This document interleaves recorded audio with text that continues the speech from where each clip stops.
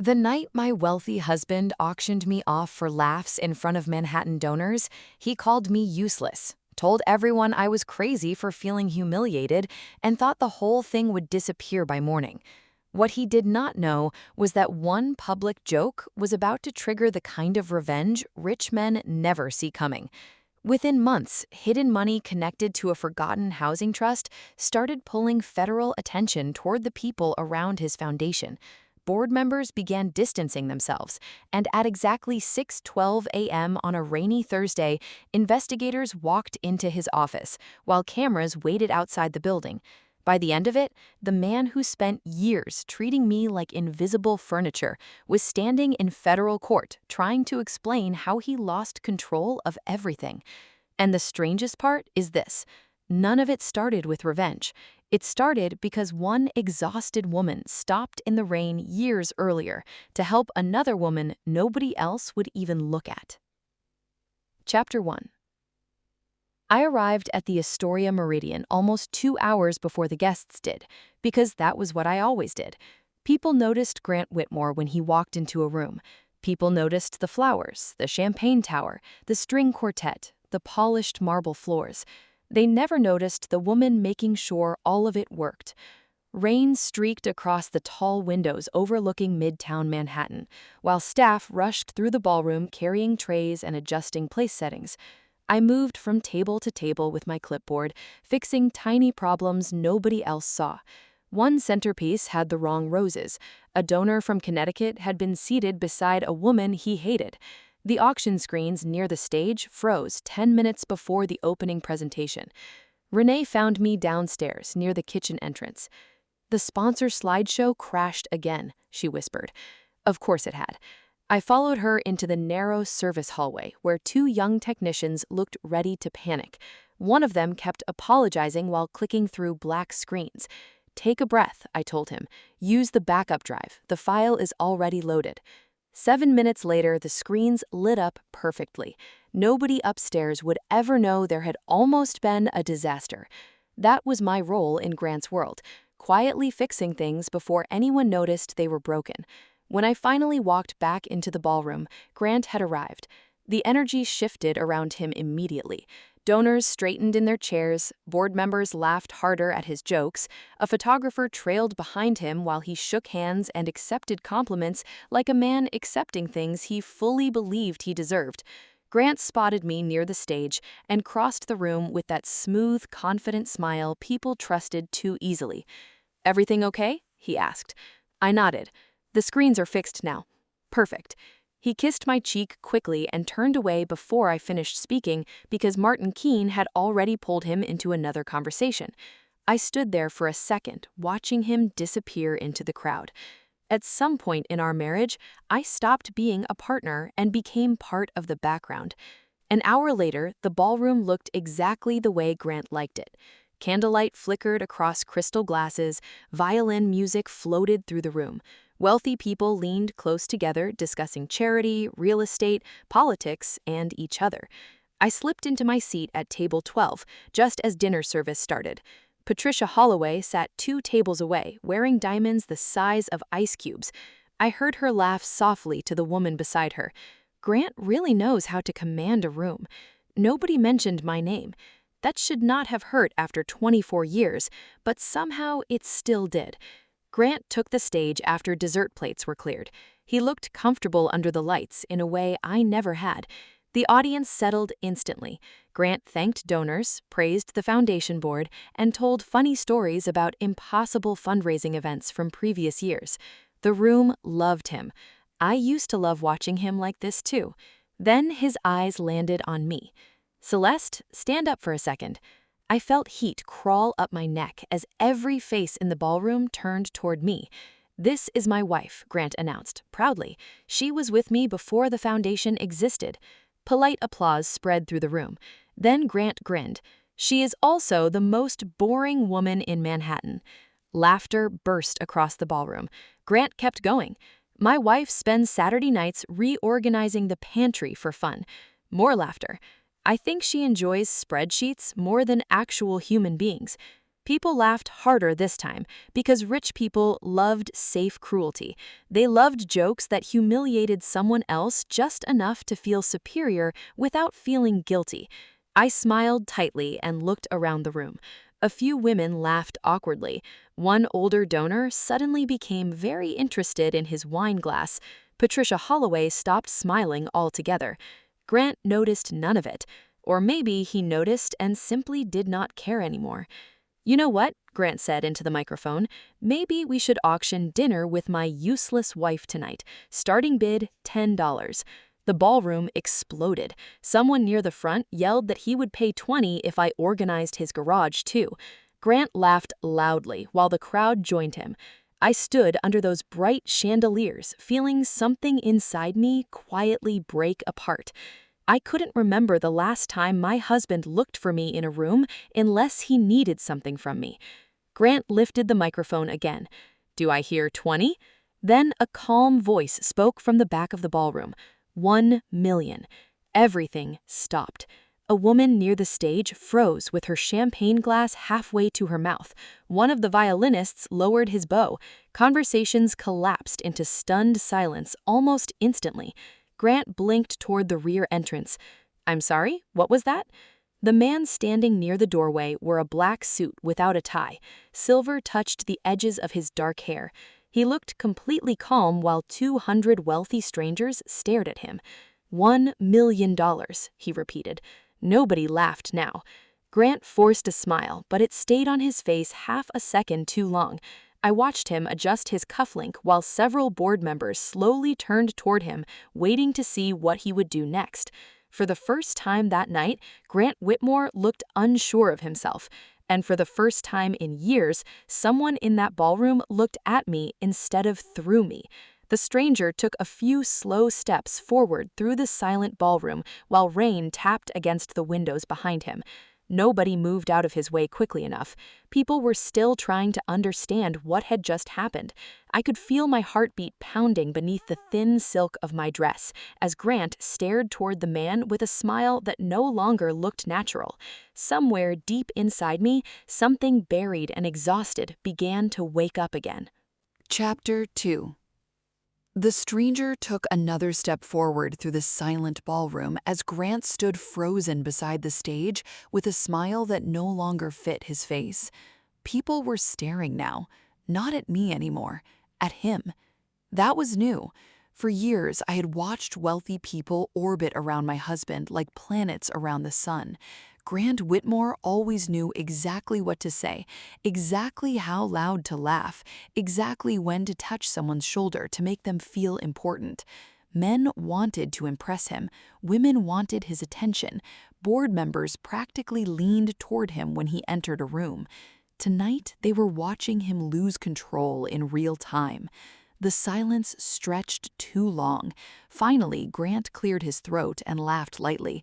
"Well, I suppose we have an enthusiastic donor in the room tonight."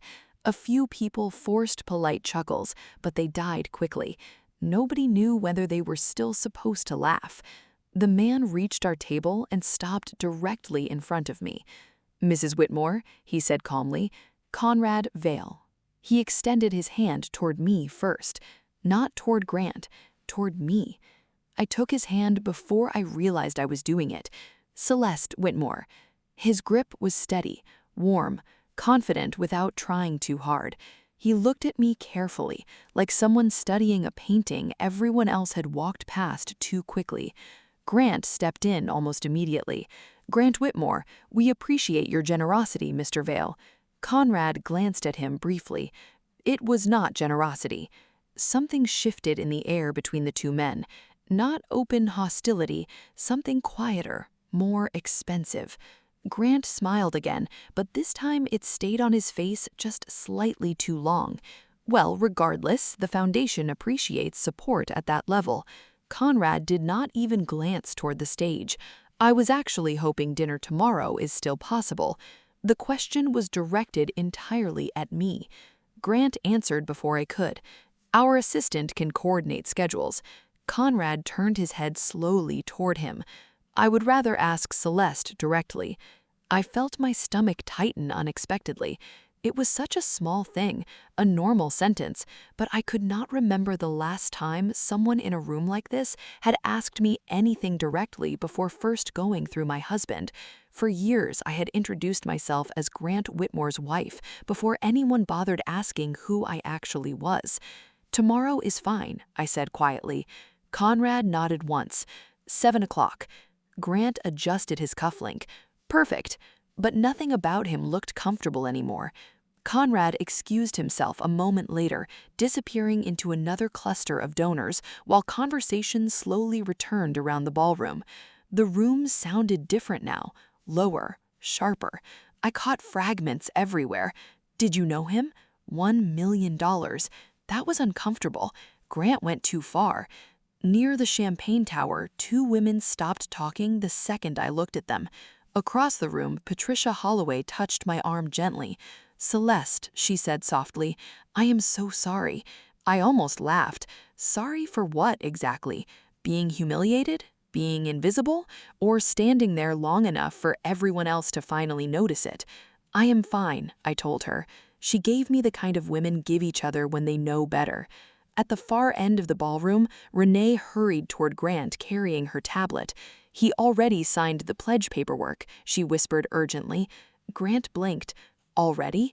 "Legal confirmed it. The wire transfer clears tomorrow morning. Finance is preparing donor documentation and tax records now.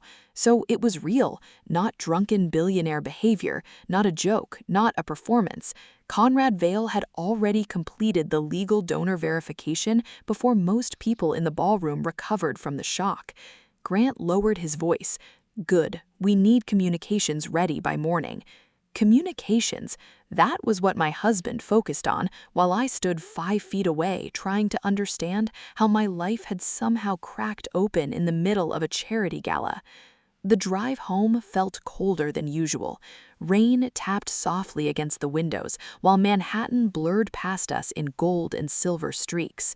Grant loosened his bow tie halfway through Lexington Avenue.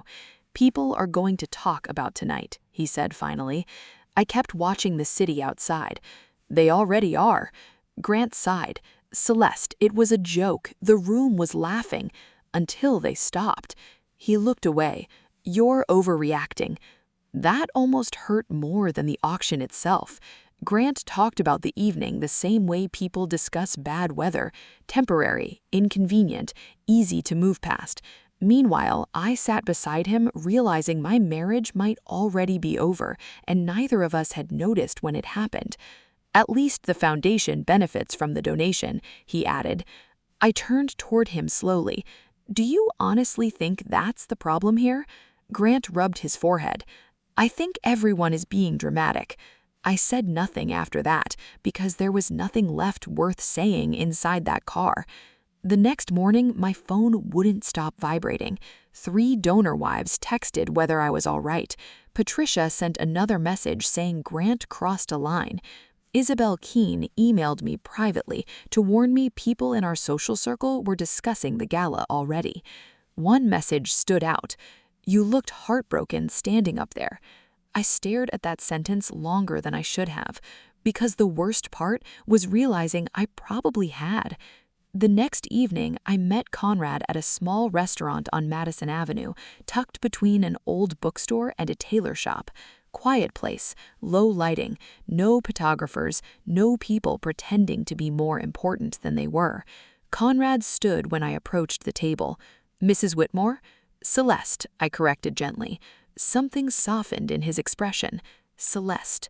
Dinner with him felt strangely calm. He never flirted, never tried too hard. He simply paid attention in a way most people no longer did. He remembered details. He knew I used to work in publishing downtown before Grant's Foundation consumed my life. He knew I preferred Earl Grey over wine when I was anxious. He even knew I still bought hardcover books instead of reading on a tablet. It became unsettling after a while. "You seem to know a lot about me," I finally said. Conrad rested his glass against the table without answering immediately. The waiter arrived with fresh tea, then disappeared again into the dim restaurant. Conrad looked at me steadily. "Do you remember Naomi Mercer?" Everything inside me went still. rainwater dripping on a grocery store floor, a paper bag tearing open, red apples rolling across wet pavement, a woman apologizing over and over for being embarrassed. My chest tightened. "I remember her," I whispered. Conrad held my gaze. She was my mother. And for the second time in less than 24 hours, a stranger knew something about my life that my own husband had stopped noticing years ago. Chapter 3. Sleep barely touched me after dinner with Conrad Vale. Every time I drifted off, I saw rainwater sliding across Brooklyn's sidewalks and red apples rolling into the street while a woman apologized to strangers for existing too loudly. By morning, Manhattan looked pale and washed out beneath low gray clouds. I stood alone in the kitchen, wearing one of Grant's old cashmere sweaters, staring at coffee that had already gone cold. Grant walked in, carrying his tablet, and stopped when he noticed me still standing there. "You've been quiet lately." I wrapped both hands around the mug. "I've been thinking." "About Conrad Vale?" His tone stayed casual, but only on the surface. Grant had started watching me differently since the gala. Not carefully, more like someone checking whether a crack in the wall had spread overnight. I shrugged lightly. People are exaggerating what happened. Grant relaxed a little after saying it, like he genuinely believed embarrassment expired if ignored long enough. Maybe. He studied me across the marble kitchen island. "You liked him." I almost smiled at that. Conrad had listened to me through one dinner, and somehow Grant already sounded jealous of it. "He was respectful." Grant looked back down at his tablet. "Wealthy men don't spend $1 million because they feel respectful. Neither do husbands who love their wives auction them for $10, I wanted to say. Instead, I stayed quiet. Grant scrolled through financial headlines for another moment before speaking again. "Martin called this morning." That caught my attention. "About what?" "He wanted your opinion on the housing initiative proposal." Grant said it casually, but his jaw tightened slightly afterward.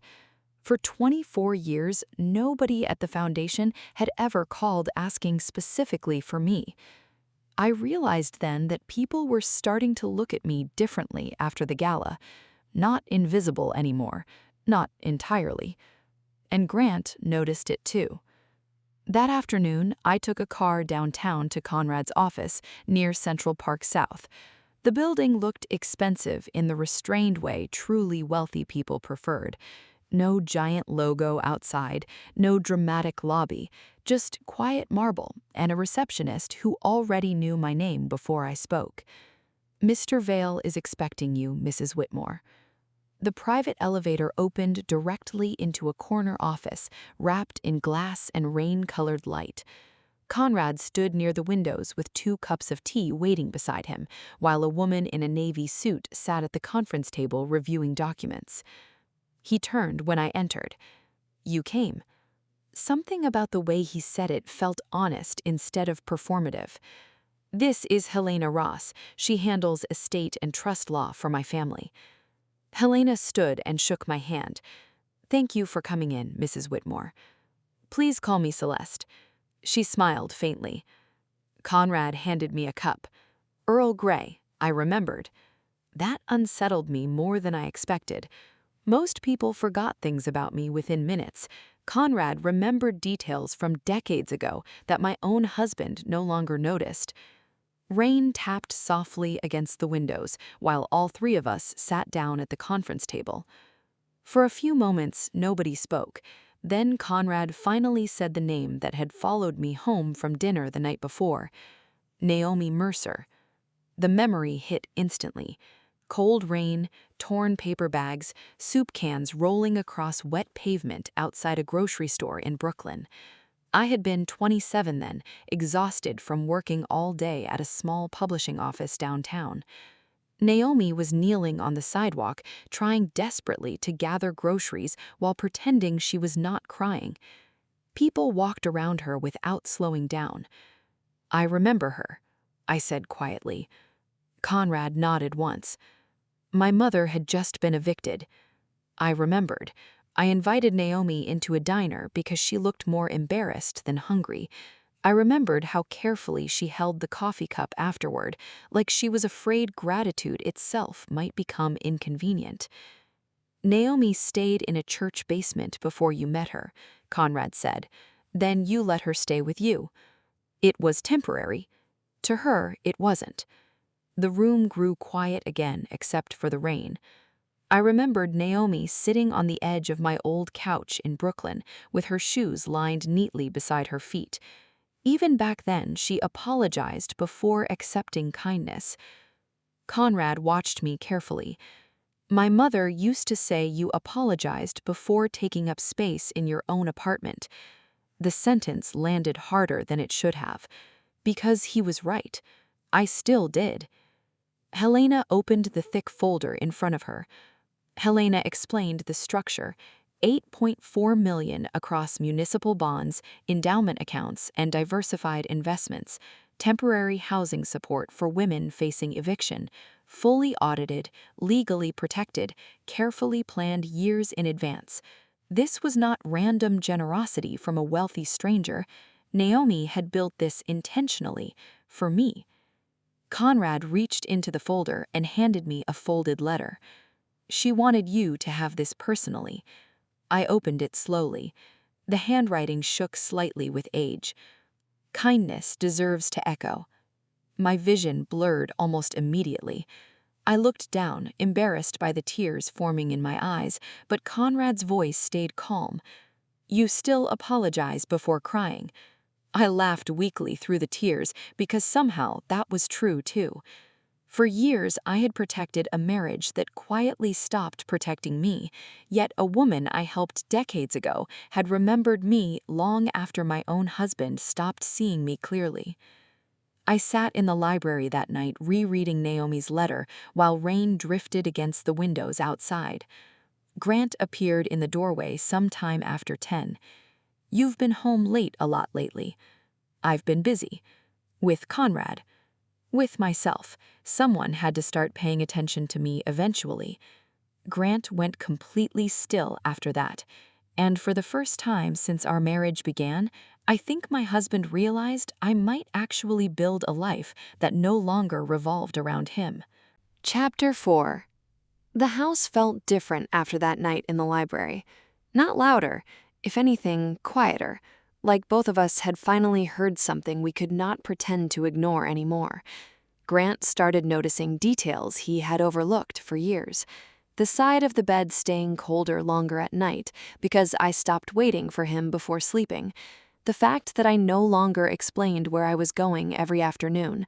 The donor calls coming directly to my phone instead of through his assistant. One morning, while we were getting ready for a charity breakfast, his phone rang on speaker across the bathroom counter. It was Martin Keene. Actually, I was hoping Celeste might join the housing discussion this week, Martin said casually. She seems to have a better instinct for it than the rest of us. Grant looked at me in the mirror after the call ended. That was new too. For years, men like Martin barely remembered I was in the room unless I refilled their wine glasses. Now they were asking for me specifically. At the breakfast that morning, Patricia Holloway crossed the ballroom before even greeting Grant. Celeste, I wanted your opinion about temporary family housing programs. Not Grant's opinion, mine. Grant stood beside me holding a coffee cup while two women pulled me into a conversation about nonprofit outreach and eviction support. He smiled politely through it, but I could feel something shifting under the surface. For the first time in our marriage, my husband looked like a man slowly realizing the room could continue turning without him standing at the center of it. That realization followed us home. Late that evening, we sat in the back of the car, crawling through rainy midtown traffic after another foundation dinner neither of us truly wanted to attend anymore. Grant loosened his tie and stared out the window. They see you differently now. Streetlights moved across his reflection in broken streaks of gold. I looked down at my hands. Maybe they finally see me at all. Grant stayed quiet after that. Not angry, not defensive, just tired. I think that was the moment I realized guilt had finally reached him. Real guilt, not embarrassment over public perception. When we got home, I walked into the kitchen and poured myself a glass of water while rain tapped softly against the windows. Grant followed me in. "You humiliated me." The words settled heavily between us. No excuses this time, no jokes, no blaming the crowd. I leaned against the counter slowly. "Yes, you did." Grant rubbed both hands over his face. "I thought everyone would laugh and move on." They did laugh. That hit him harder than yelling would have. He sat down at the kitchen island, looking older than usual somehow. "You stopped talking to me." I almost smiled at the irony. "No, Grant, you stopped listening." His jaw tightened slightly, but he did not argue because somewhere inside himself he already knew I was right. Then I said the thing that finally broke through him completely. "You stopped seeing me a long time ago." Grant looked up immediately. The expression on his face changed so fast it almost startled me. Not anger, not pride, fear. For the first time in our marriage, my husband looked like a man afraid I might actually leave, instead of a man completely certain I never would. The next afternoon, I went downtown to Helena Ross's office to finalize the Mercer Housing Trust paperwork. Rain covered Manhattan again, turning the city silver beyond the windows of the conference room. Conrad was already there when I arrived, standing quietly near the glass with his hands in his pockets. "You look nervous," he said gently. "I am nervous." He gave a small nod. "Good. Important things should make people nervous." That almost made me laugh. Helena spread the documents carefully across the table. "Once signed, trustee authority transfers fully to you. All grants remain audited and legally protected. Funding decisions are entirely yours."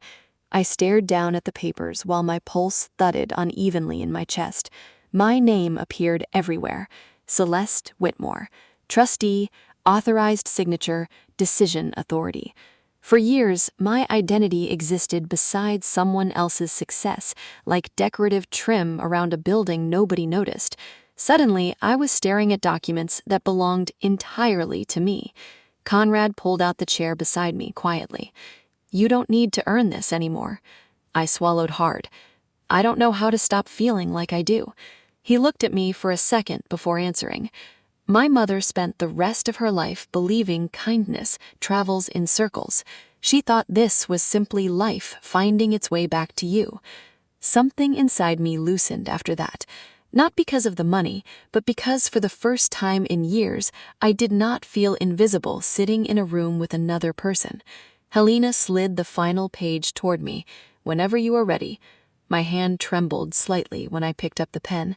I took one slow breath and looked out across the rain-covered skyline before lowering the tip onto the paper.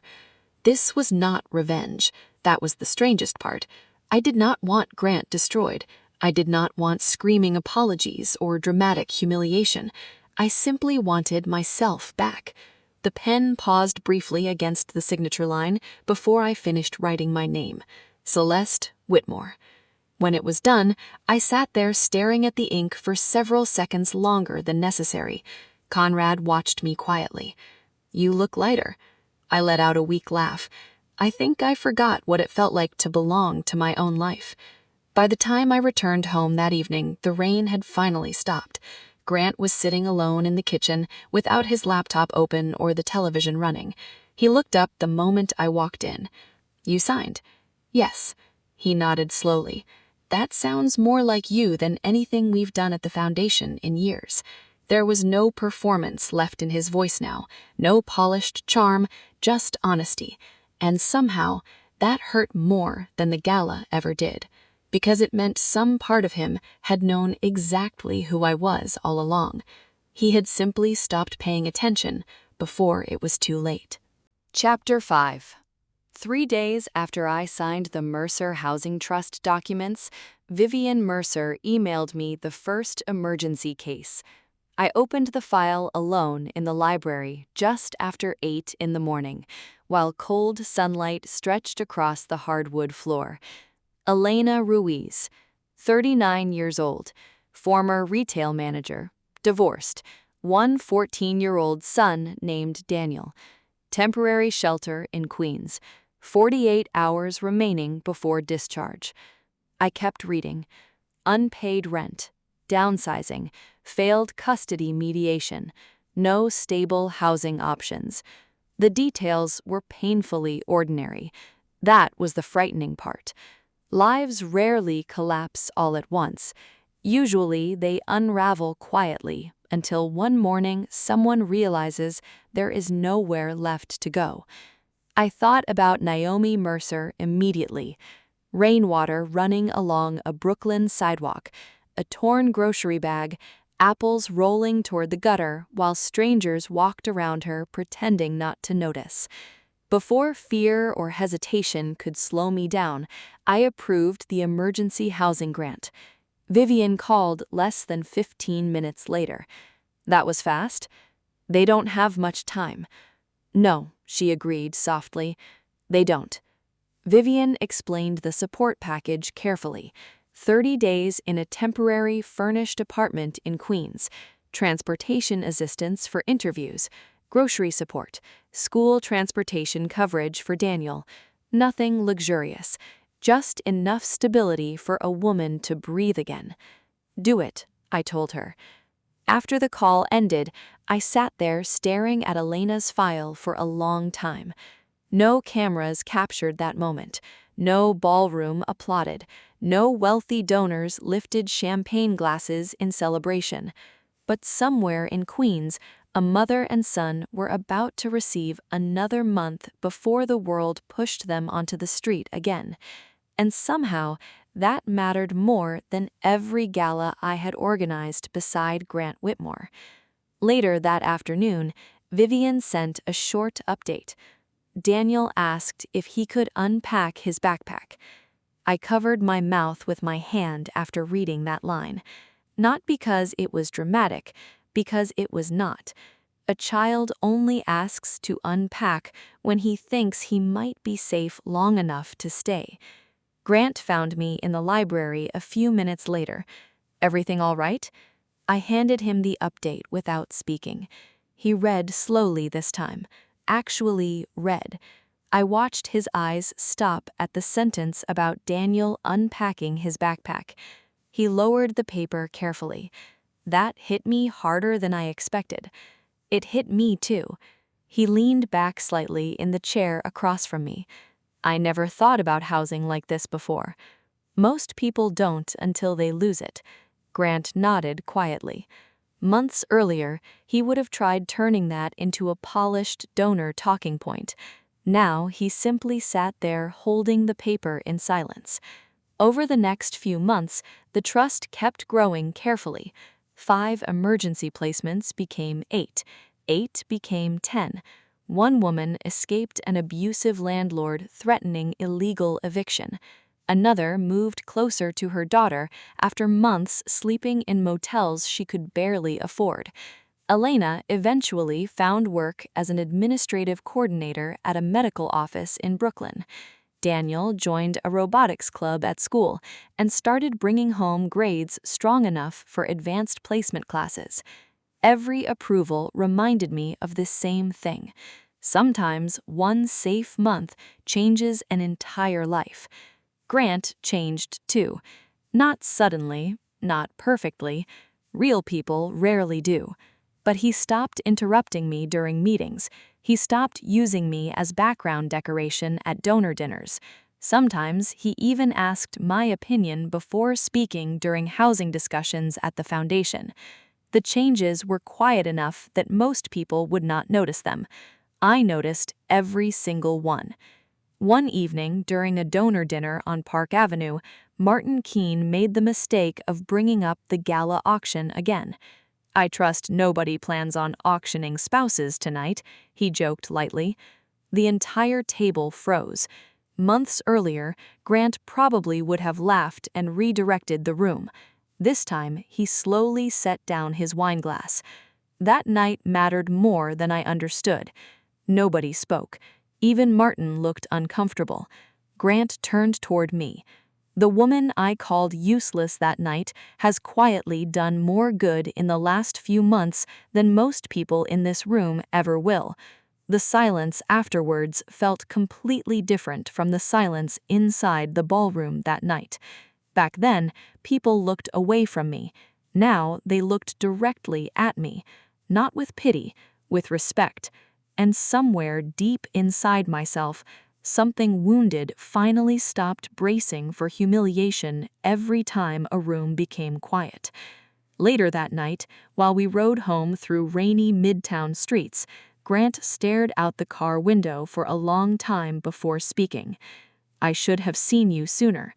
I looked at the reflections sliding across the glass. "Yes." Grant nodded slowly. "I know." That was enough. Not every apology needs to arrive wrapped in speeches to be real. A few weeks later, I met Conrad one final time at the small Madison Avenue restaurant where he first told me about Naomi.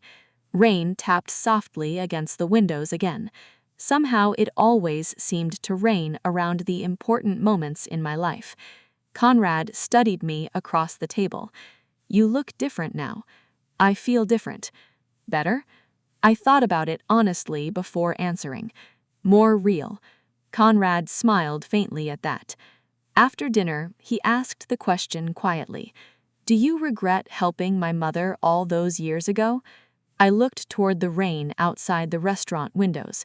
People hurried along the sidewalk under umbrellas while traffic lights reflected against wet pavement in blurred colors. "No." "Why?" "Because sometimes one safe month changes an entire life." Conrad lowered his eyes briefly. She spent the rest of her life believing that. When I returned home that night, I opened the drawer in my desk and unfolded Naomi's letter again. Kindness deserves to echo. This time, I finally understood what she meant. The moments that change lives are rarely loud. They do not arrive with chandeliers or applause or cameras flashing across crowded ballrooms. Sometimes they begin with one exhausted woman stopping beneath the rain to help another woman carry her groceries home. Grant and I were never magically repaired. Some damage leaves scars even after healing begins. But he saw me now. More importantly, I saw myself. And the next time another file arrived asking for help, I did not hesitate before opening it. Because some kindnesses never really end. They just keep changing lives long after the rain stops. If someone ever helped you during the hardest moment of your life, tell me about it in the comments. Sometimes the people who save us never fully realize what they gave us. And if stories about quiet strength, karma, dignity, and second chances mean something to you, stay with this channel for the next story.